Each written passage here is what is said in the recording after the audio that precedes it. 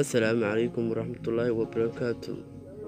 Daawadayaal kusoo dhawaada xog ku saabsan dalka Maldives.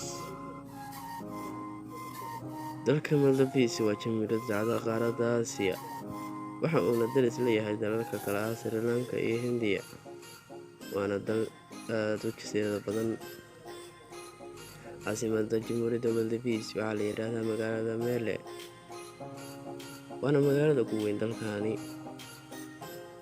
Dalkani waa dal muslimiin ah, waxayna xoroobeen 16 Julaay 1965, waxayna madaxbannaanida ka qaateen dalka Ingiriiska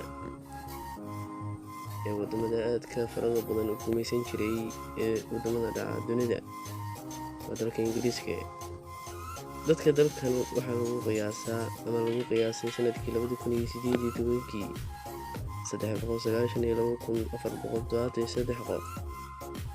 Luqadaha looga hadlo dalkani waxaa ka mid ah luqadaha Dhifihi iyo Ingiriisiga. Luqadda ugu horeysa wadanka waa luqadda Dhifihi.